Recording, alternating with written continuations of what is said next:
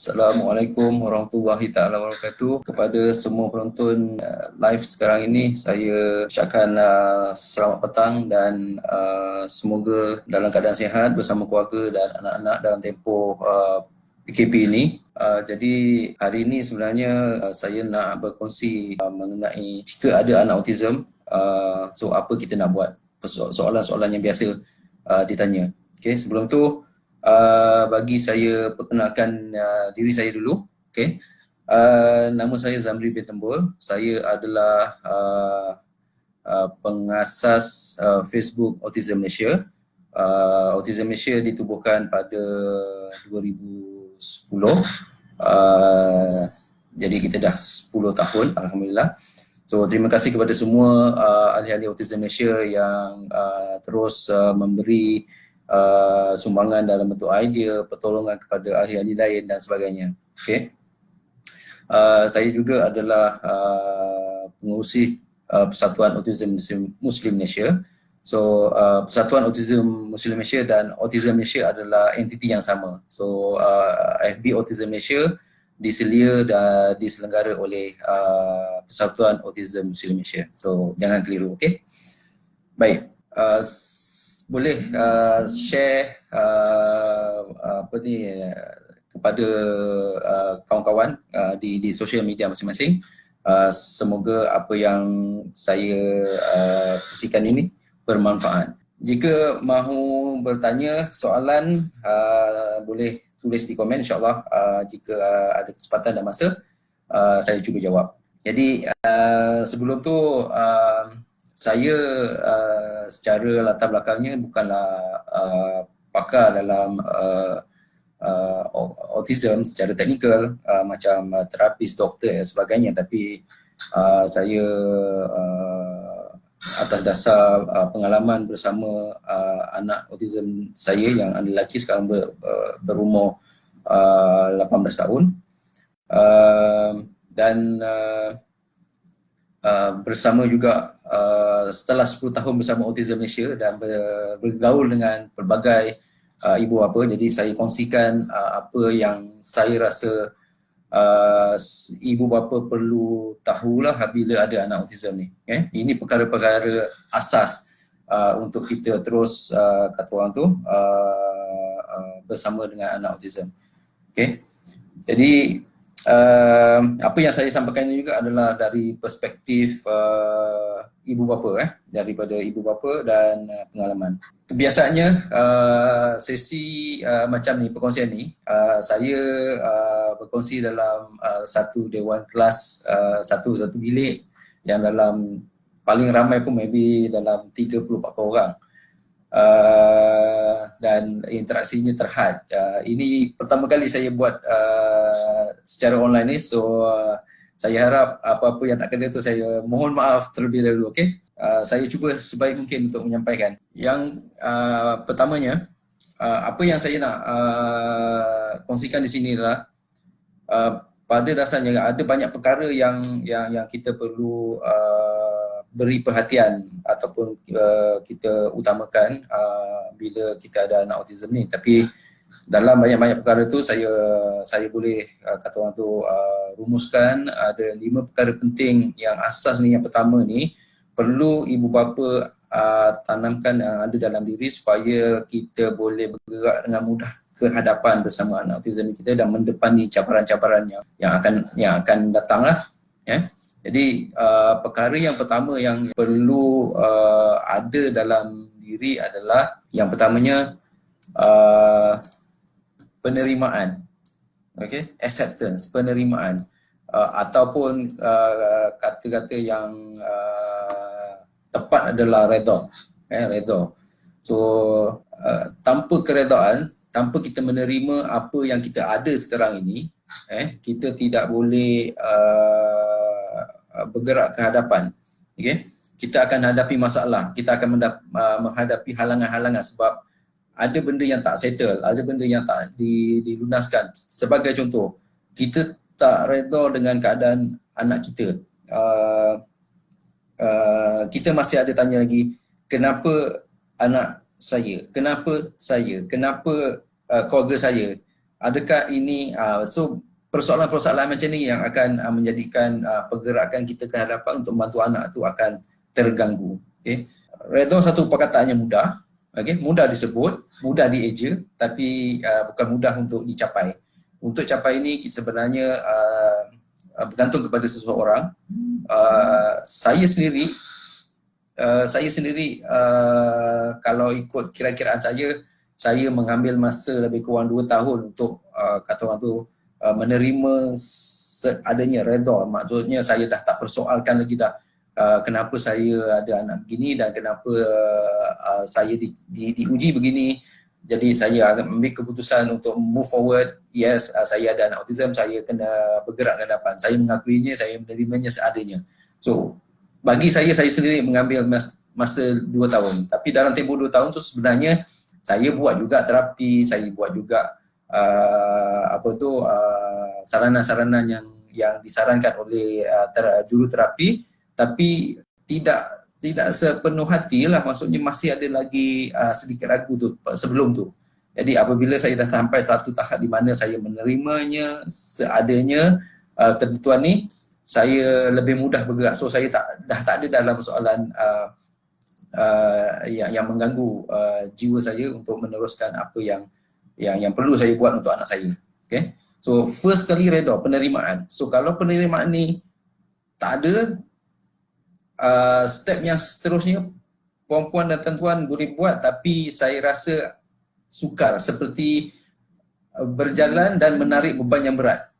Itu kena tahu.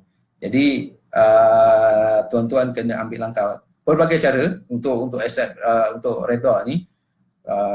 Mohon petunjuk daripada Tuhan, berdoa, berkawan dengan lingkungan orang-orang yang positif, yang membantu. Itulah. Okay. So ada banyak cara. Jangan meremehkan redha ni. Redha ni juga sebab kita berpasangan, suami dan isteri. Okay. Kalau seorang saja yang menerimanya dan seorang lagi tidak, pun masalah juga. Okay. Jadi kedua-duanya perlu ada persamaan dalam penerimaan anak ni. Okay. Penting. So cuba pupuk, cuba kita didik hati kita supaya menerima seadanya. Okay. So anak-anak istimewa seperti autism dan sebagainya bukanlah satu ciptaan yang gagal daripada Tuhan, tapi di sisi Tuhan ia adalah ciptaan yang sempurna. Cumanya kita saja. So kalau kata normal, kalau kita ambil istilah normal tu, cuba kita bayangkan kalau di dunia ini 90% adalah individu autism dan 10% lagi adalah individu normal yang ada sekarang ni. Jadi mana yang normal, mana yang OKU sebenarnya. So kita kena tengok macam tu. So dia tak dipandang tak normal adalah kerana dia berlainan daripada dalam satu kelompok yang besar, itu saja. Tapi kalau dia dalam satu kelompok yang besar, kita berada di situ, kita yang jadi tak normal. Paling simple, kalau satu contoh lain yang boleh saya kongsikan adalah kalau kita berada di kalangan komuniti orang buta,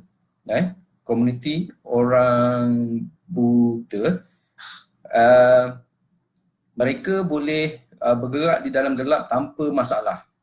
Okay. Mereka boleh bergerak di dalam gelap tanpa masalah, tak masuk longkang, tak masuk lubang, tak langgar pintu. Tapi kita bergerak dalam gelap, dalam komuniti mereka, komuniti orang buta, kita akan tersandung, mungkin kita akan masuk longkang dan mungkin kita akan langgar pintu, langgar dinding. Itulah umpamanya. So istilah anak normal dengan OKU tu adalah bergantung kepada persepsi saja sebenarnya. Apa pun makhluk ciptaan Tuhan adalah sempurna di sisinya. Okay? So saya ulang sekali lagi, langkah pertama adalah menerima keadaan anak seadanya dan ia berupaya untuk membantu kita bergerak dengan lebih lancar, dengan lebih baik, membantu anak terus maju ke hadapan. Okay? Itu poin yang pertama. Okay? Ini sangat penting yang pertama. Kalau yang pertama ni tak tak lepas, yang lain-lain tu boleh buat tapi sangkut-sangkut. Okay. So next, apakah poin yang kedua? Poin yang kedua adalah tanggungjawab. Okay. So ini apabila kita redha, lepas kita redha, kita akan menerima apa pun kata orang tu cabaran yang mendatang dengan anak autism ni, kita akan ambilnya sebagai amanah dan tanggungjawab.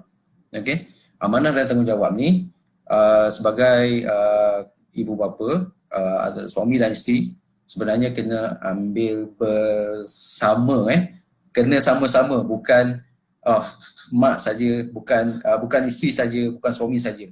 Okey, kena dua-dua.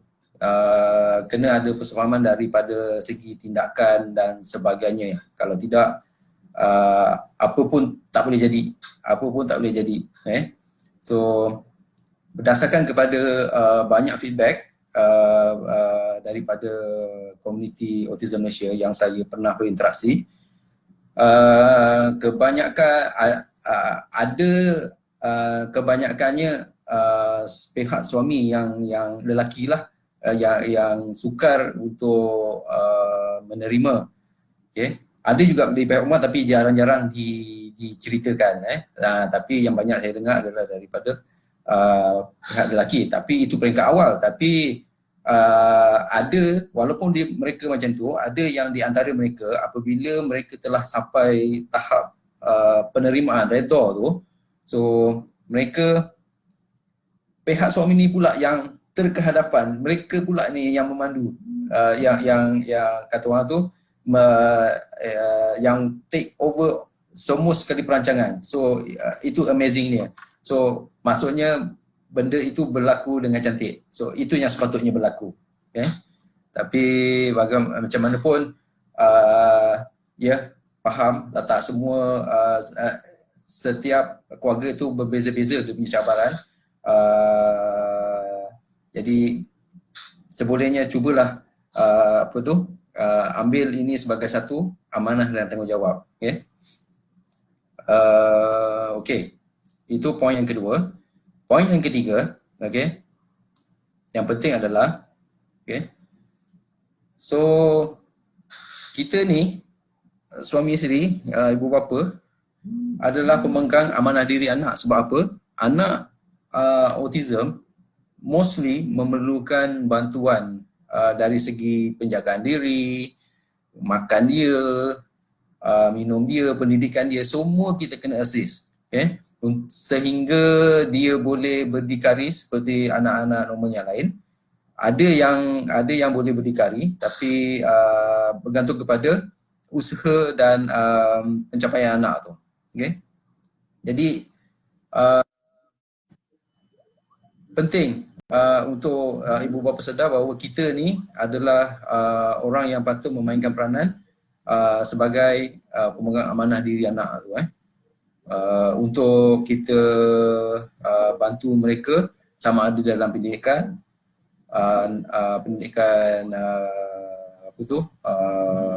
sekolah dia, agama dia, keselamatan, bermasyarakat, kesihatan, berkeluarga, menjaga diri, pekerjaan dan sebagainya. Okay? So kita yang banyak bantu. Jadi ibu bapa kena sedar tu, tak boleh tinggalkan mereka macam tu aja, walaupun mereka tu nampak kita panggil dia mild, macam boleh hidup sendiri, tapi sebenarnya mereka bergelut dengan emosi, anxiety dan sebagainya. So aspek yang tak nampak jangan diabaikan. Okay, okay, baik. Seterusnya, okay, yang keempat, asas, foundation. Okay, so kita kena tahu, ibu bapa kena tahu bahawa asas bagi setiap anak istimewa tu kepulaannya berbeza-beza. So kalau kita ambil analogi rumah, analogi rumah di atas tanah, satu tingkat di atas tanah dengan rumah tingkat, rumah pangsa, rumah apartmen, okay, memerlukan asas yang berbeza, betul tak? Asas yang lebih kukuh diperlukan untuk rumah bertingkat ataupun apartmen pangsa, dan rumah yang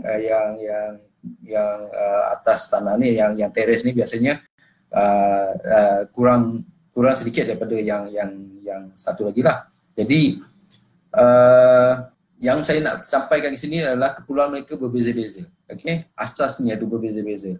Jadi jika ibu bapa ada lebih daripada seorang anak yang istimewa, PhD ataupun sebagainya, kita tak boleh, kita kena adjust lah. Maksudnya tengok adakah mereka ni asasnya adalah sama ataupun tidak. Itu yang keempat. Yang kelima, perkara penting yang kelima saya nak sharekan sekarang ni adalah perbandingan antara anak istimewa dan anak tipikal. Kita tak boleh bandingkan mereka macam mana kita bandingkan anak normal dengan anak normal. Okay, dalam segala segi, sama ada pendidikan ataupun apa saja. Okay. So anak tipikal biasanya kalau kita ambil skala masa 1 hingga 10 skala masa, mungkin pada peringkat 5 tu kita dah boleh nampak dia punya outcome ataupun hasil bila kita berikan pendidikan, usaha dan masa laburkan kewangan pada mereka ni, anak ni, pada satu tempoh masa yang cepat, yang anak tipikal ni dia boleh capai. Okay? Berbanding dengan anak istimewa, mungkin dia memerlukan masa yang lebih, 2 kali ganda atau 3 kali ganda baru mencapai hasil yang sama seperti anak tipikal. Okay? Jadi perbandingan yang saya sebut ni sebenarnya bukan kita nak bandingkan dari segi pencapaian, tapi saya nak bagi tahu kat parents adalah perbandingan mereka adalah, itulah perbandingan mereka. Maksudnya anak tipikal ada dia punya langkah dan usaha yang kita kena letak, dan selamat datang kepada wife saya. Ini isteri saya, Nora binti Yusuf. Okey. Okey. Dan anak istimewa dia memerlukan lebih masa, lebih usaha dan lebih maybe kewangan untuk mendidik atau membesarkan mereka. Okey. Itu 5 perkara yang saya fikir perlu diberi perhatian pertama. So ringkasannya, 1, redha, amanah dan tanggungjawab. Kita sebagai pemegang amanah diri anak, dan kita tengok asas kepada anak, setiap anak tu, dan kita tak boleh bandingkan anak tipikal dan anak istimewa. Okay? Penting untuk kita bergerak dan maju ke hadapan. Apa yang ibu bapa perlu lakukan bila ada anak autism ni. Okay? So apa yang saya share ni adalah berdasarkan kepada pengalaman. Sekali lagi saya nyatakan ia berdasarkan kepada pengalaman dan perkongsian daripada ibu bapa yang lain juga. So saya kumpulkan, saya rangkumkan. Jadi ini adalah peranan-peranan yang perlu ada pada ibu bapa lah. Okay. Yang pertamanya, ibu bapa perlu memainkan peranan sebagai penyelidik. Okay. Penyelidik. Kenapa saya berkata gitu? Bukan penyelidik suruh ambil degree ke apa ke, tidak. Bukan penyelidik yang itu. Yang saya nak sampaikan ni adalah penyelidik mengenai anak sendiri dan apa information yang perlu kita dapatkan. Anak kita sendiri kita kena tahu apa dia suka, apa dia tak suka, apa dia boleh makan, apa dia tak boleh makan, dan apa dia punya alergi, apa dia punya tak alergi, dan apa yang boleh buat dia bila kita mengajar dia tu, dia boleh cepat faham dari segi kognitif dia, sama ada dia visual learner ataupun dia kata orang tu belajar melalui pendengaran, touch, sentuhan dan sebagainya. So kena perhatikan benda-benda tu. Okay?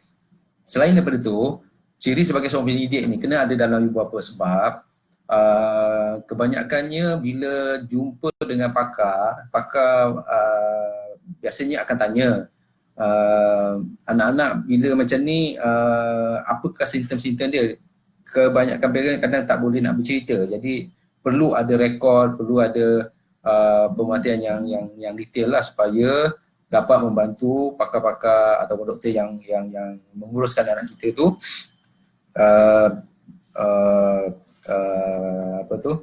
memberi cadangan solusi yang tepat lah.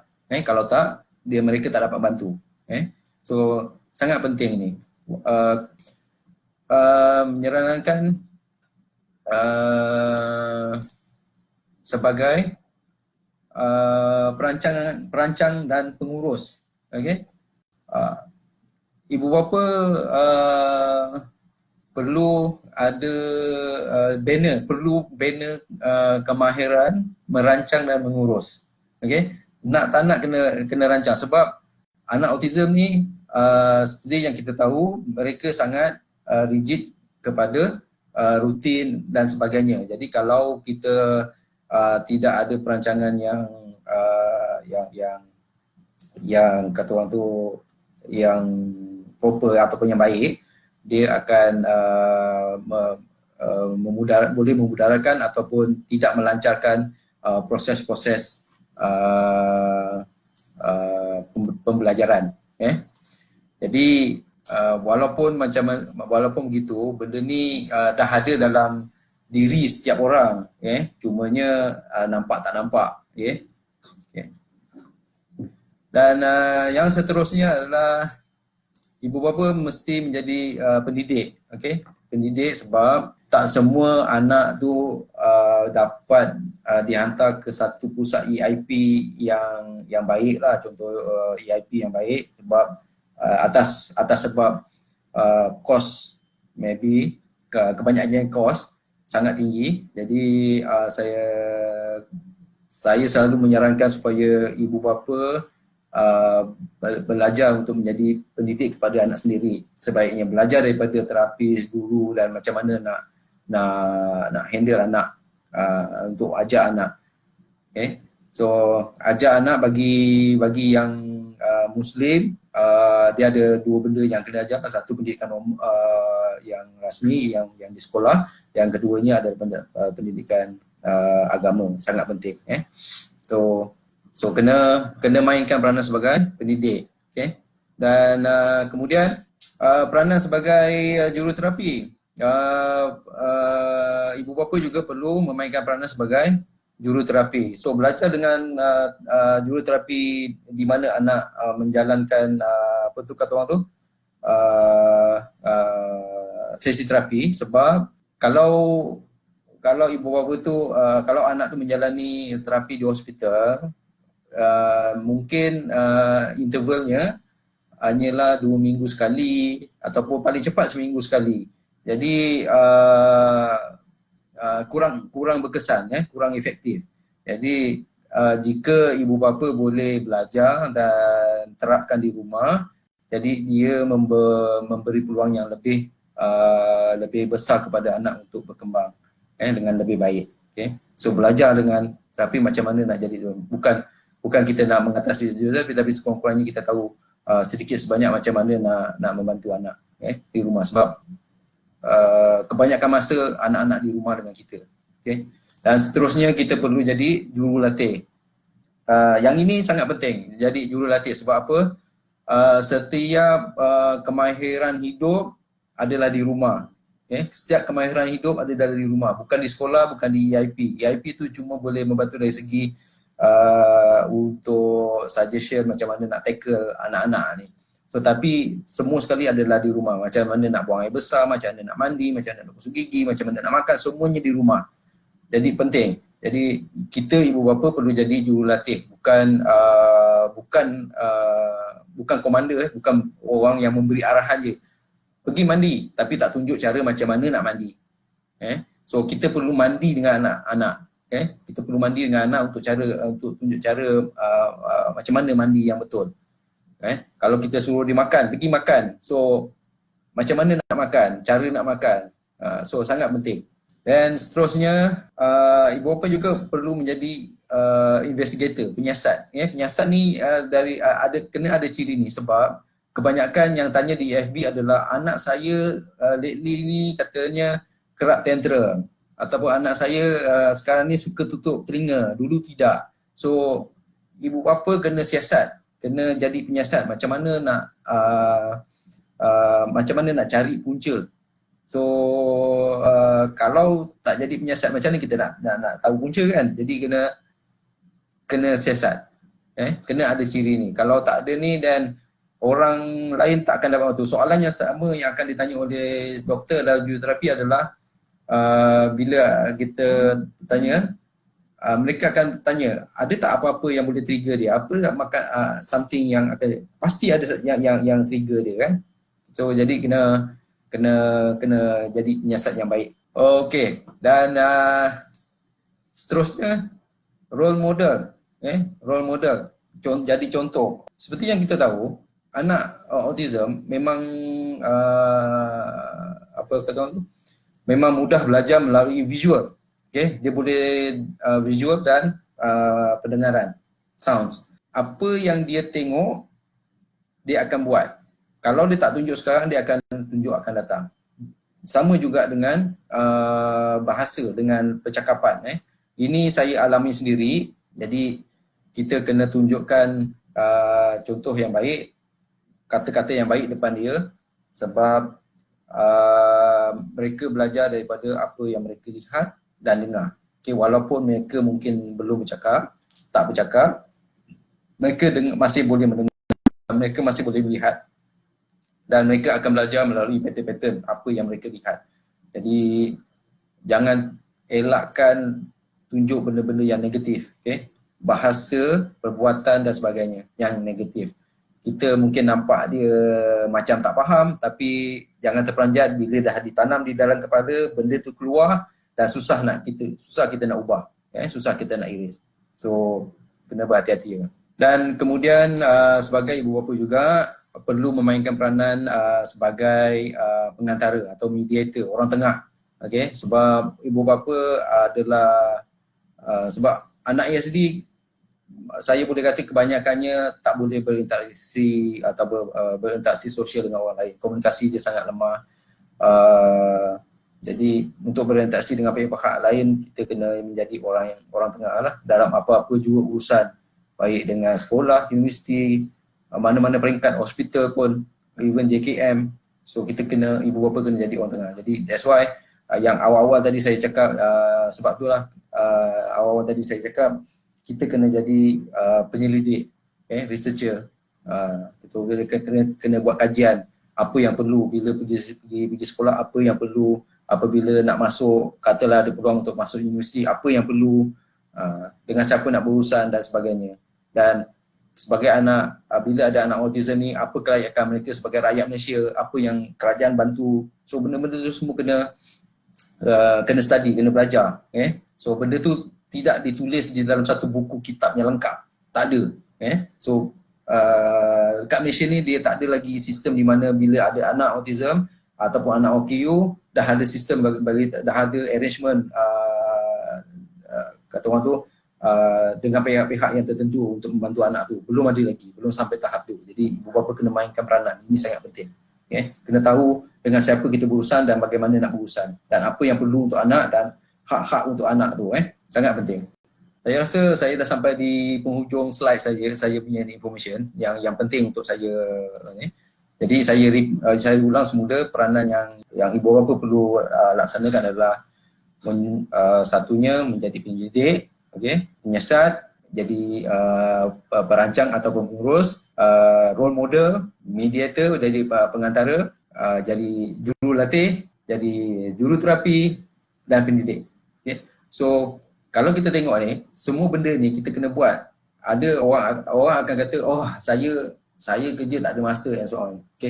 Cuba sebaik mungkin kita dengan masa yang kita ada, cubalah kalau tidak dapat banyak, sekurang-kurangnya kita cuba buat sedikit, daripada tak ada, dan kita buat.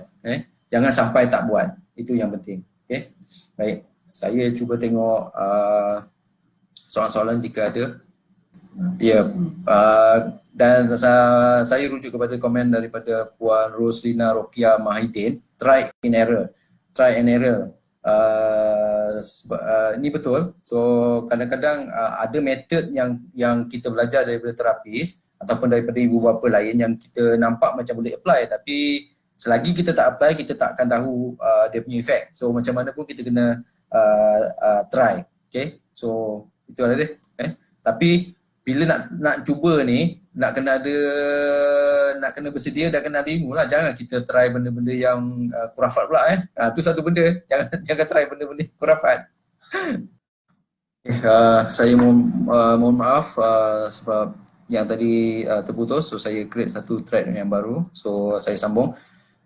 Jadi saya pun dah habis saya punya sesi tadi, so kalau ada apa-apa pertanyaan bolehlah tanya, saya cuba jawab. So sementara tu saya scroll soalan yang daripada video live. Ada satu soalan tadi daripada Puan Rosita Muhammad Khalti, boleh tak Aiman My Autism tu jadi imam?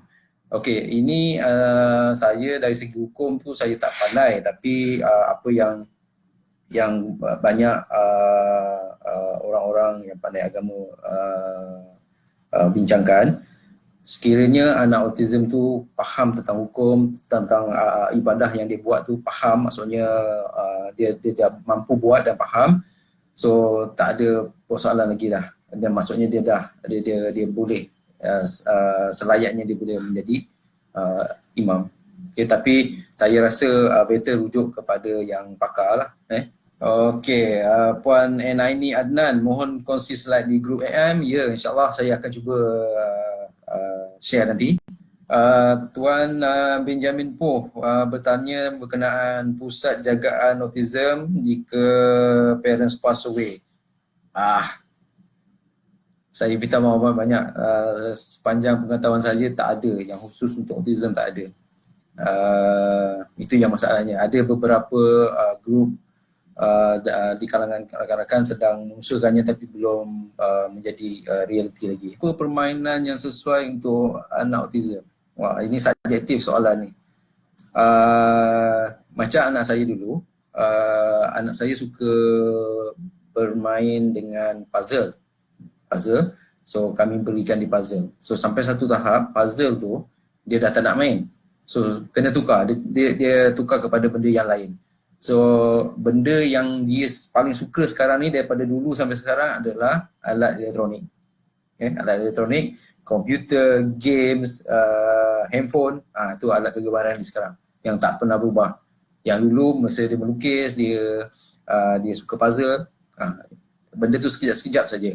Tapi yang paling lama yang dia suka. Jadi apa yang saya buat, alhamdulillah saya berusaha ada kemampuan sikit, kumpul-kumpul dapatlah belikan dia barang yang dimahukan. Jadi saya mengajar tentang masa. Bila saya pergi di gadget tu, saya ajar dia tentang penggunaan alat tu mengikut masa. Yang keduanya, barang dia tu adalah barang dia, tak boleh kacau barang orang lain. Okay. Saya ajar dia macam mana nak jaga barang dia supaya tak rosak. Kalau rosak, apa akibatnya. So saya sebab benda tu mahal kan, jadi saya ajar, gunakan kesempatan tu saya ajar dia kalau rosak dia takkan dapat.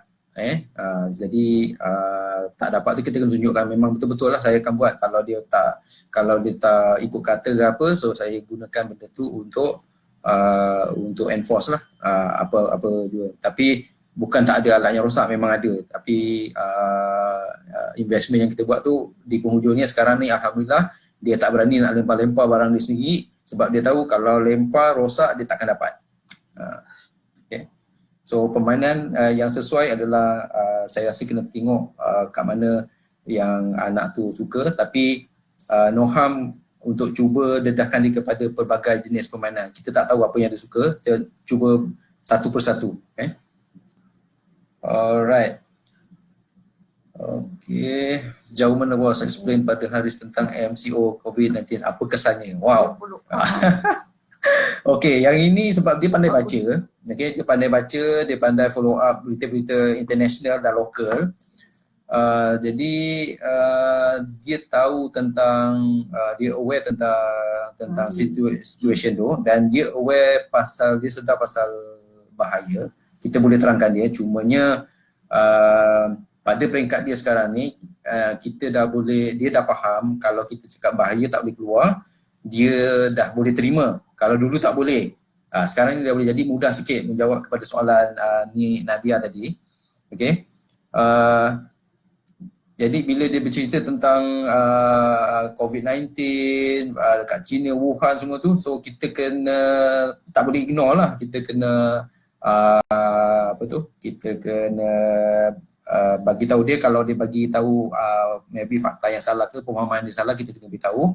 Lepas tu kita kena follow up dan kita emphasize lah, oh benda ni bahaya, kita tak boleh pergi sini, kita tak boleh pergi sana. Jadi kita kena terangkan yang betul, and then kita kena praktikan juga. Sebelum kita MCO hari tu sebenarnya kita dah pergi berjalan-jalan mana-mana dah sebenarnya. Dan dia minta pergi ke pasar raya, tempat yang orang ramai kan. Jadi kita ambil kesempatan ni bagi tahu dia COVID-19 is kata orang tu bahaya, and then tak digalakkan pergi ke tempat crowded dengan animation, dengan poster-poster yang ada dekat online, dekat TV semua tu. Kita gunakan bahan-bahan tu dan dia pun tahu. Jadi dan dia agree, dia tak ada masalah, dia tak, penerimaan dia adalah sangat mudah lah, positif. Cumanya kita kena beritahu dia dengan nada dan ayat yang mudah difahami. Itu challenge dia. Itu menjawab kepada soalan Nik Didi. So sekarang ni dia, bila dia dekat rumah ni, dia dah steady, dia dah boleh faham dan dia tak kisah sangat nak keluar. Puan Belladonna sekarang campak toys dari tingkat atas keluar. Wah. So Puan Belladonna mesti ada mesti dia rasa seronok kot dia lempar barang tu. Ataupun dia lempar barang tu sebab dia nakkan perhatian. Bila lempar barang tu baru Puan respon pada dia. Ataupun dia lempar barang tu dia happy. So nak kena tengok yang tu. Hai, Ila Ishak. Tapi lama tak jadi. Aero balancing kaki pun dah tak berapa kuat. Turun dia nak jatuh je. Okay. So Puan Ila Ishak balancing. So dia kena buat water therapy banyak. Tapi sebab tak boleh nak keluar, so effect. So hopefully PKP ni tamat cepat supaya kita boleh anak-anak yang perlukan terapi boleh segera hantar ke terapi. Anak saya suka maths, macam mana nak kembangkan bakat dia sebab saya duduk di luar bandar. Encik ke Puan Encik Eden Choi, saya rasa yang ini kena rujuk. Saya rasa walaupun di luar bandar, saya rasa carilah guru-guru matematik yang boleh membimbing anak. Luar bandar mesti ada guru matematik kan. Cuba cari, maybe boleh jadi personal tutor. Puan Belladonna, memang dia happy, betul lah, dia happy. So dia something nak baling, so maybe boleh buat satu basketball ke bola jaring, so dia baling, so dia happy, tak baling barang keluar, so orang baling ke jaring. Encik Muhammad Amiruddin Zaim lempar barang sebab nak buat eksperimen, nak tengok apa efek dia. That one is very smart, nak tengok apa efek dia. Alright, kita ada lagi 10 minit untuk berbincang apa-apa perkara untuk pertanyaan. Anak saya bab lempar barang saja-saja tak adalah, tapi dia lempar barang semasa dia mengamuk aja. Masa dia tak dapat, dia frust, dia marah, dia lempar barang. So lempar barang tu bukan saja-saja. So memang dia marah. So saya tahu yang bila dia lempar barang tu dia marah, dalam keadaan marah saja. Makcik dan Anas makcik. So kepada viewers, penonton, anak-anak yang rasanya perlukan physical activities, yang tak boleh nak cope dalam rumah, saya nasihatkan cuba kalau nak bawa keluar tu seperti yang disarankan oleh pihak berkuasa, bawalah kat OPU, surat doktor siap. Kalau boleh bawa keluar, tapi saya sarankan jangan keluar daripada kawasan kampung ataupun kawasan taman. Pusing-pusing dalam taman pun dah cukup, saya rasa. Yep. Seperti yang Encik Muhammad Amiruddin berkata, so boleh bergerak di dalam lingkungan 10 km, sebab saya percaya blok-blok tu adalah di kawasan-kawasan yang boundaries tu lah, 10 km tu. Bukan tikus. Lalu elakkan lalu dulu. Okay. Baik, Cik. Okay, so Alhamdulillah ini adalah live saya yang pertama. So hopefully saya cuba arrange lagi yang akan datang. Jika ada tajuk-tajuk ataupun spesifik area yang kita nak discuss, dan boleh tulis di komen lah yang tuan-tuan dan puan-puan mungkin perlukan.